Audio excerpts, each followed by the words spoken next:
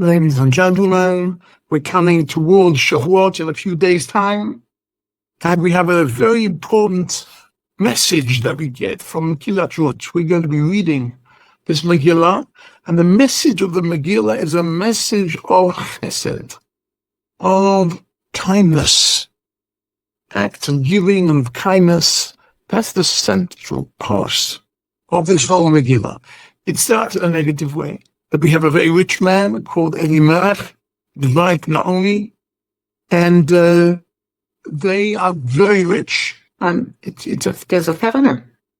And instead of supporting their community, they decide to save their money and flee and leave the land of Israel in order not to have to be philanthropists, in order not to have to support the poor.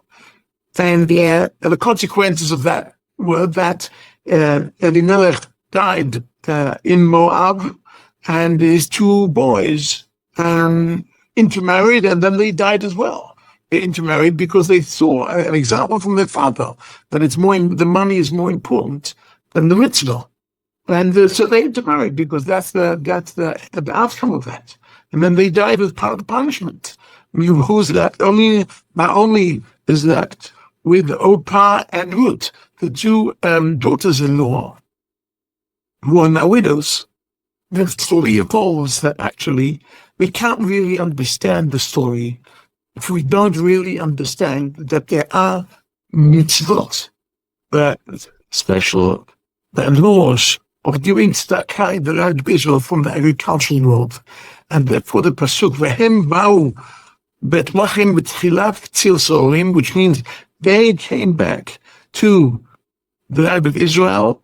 Naomi and Ruth, Orpah stayed behind, but the two ladies, Naomi and Ruth, came back when they started reaping the barley, because there is a mitzvah. But when you reap the barley, you have to keep a certain amount in your field for the poor. So as people who are widows, who are at the bottom of the socioeconomic ladder of society, where will they get food from? So going to ask for food there is very embarrassing. What's easier with taking advantage of the laws that are already there, like the cultural laws that they can go and collect.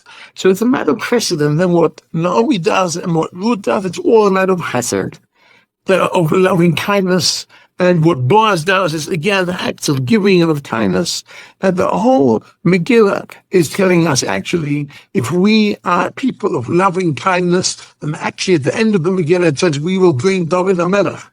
We will actually gain back the Jewish kingdom.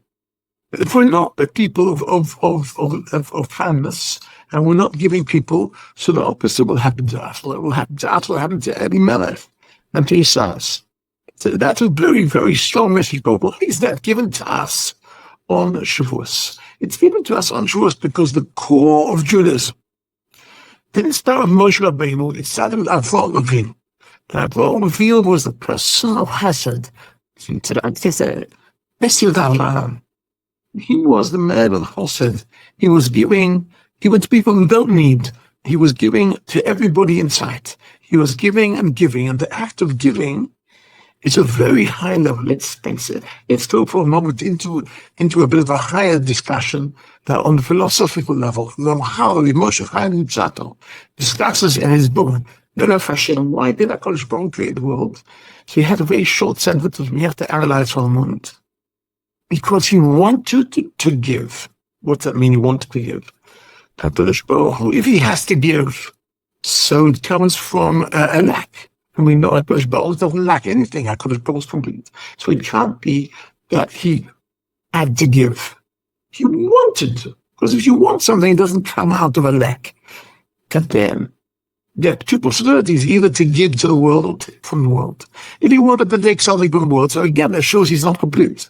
So it has to be he wanted to give to the world. So HaKadosh Baruch Hu created the world in order because he wanted to give to the world.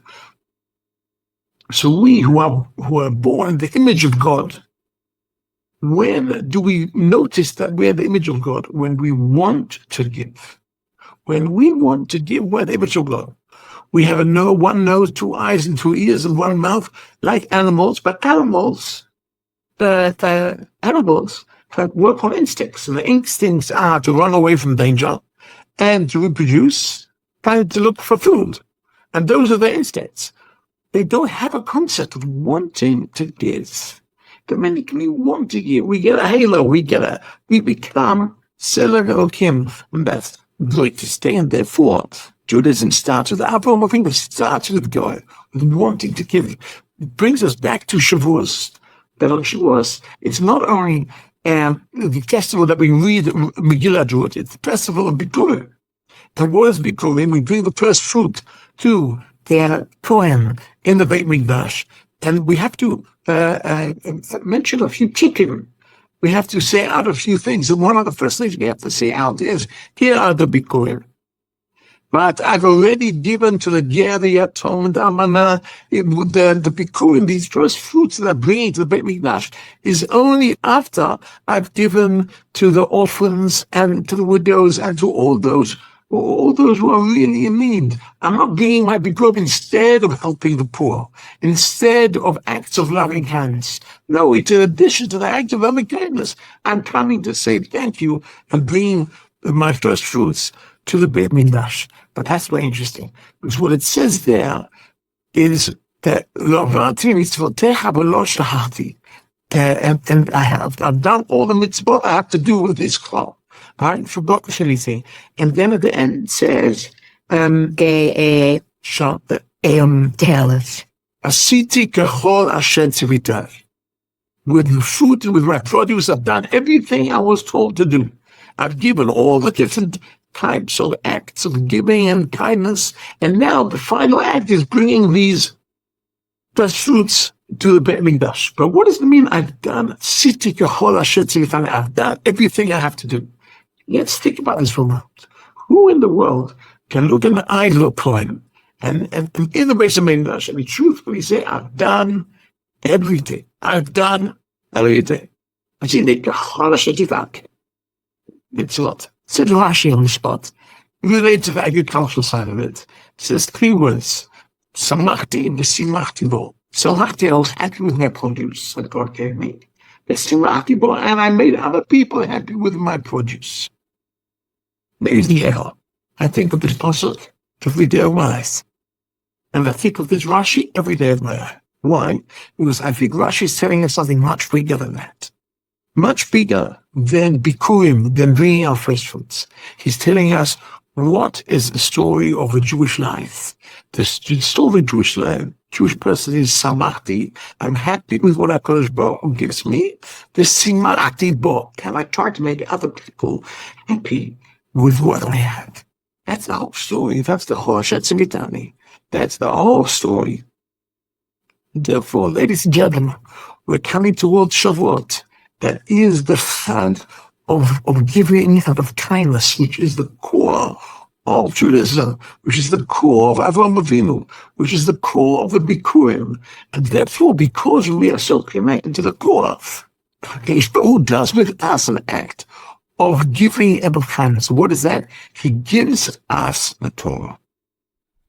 He gives us the Torah, which is of loving kindness, because he gave us the user manual of the world, how to get the most out of our life, how to get the most out of the world. What a big kindness, that's the biggest kindness he could ever give us, is the Torah, because we do kindness, he does kindness with us. That is the story of Gilashut. That's the story of Shavuot and the Bikurim. We should all have a long, healthy life full of loving kindness, a lot of chesed, 120 years. Amen.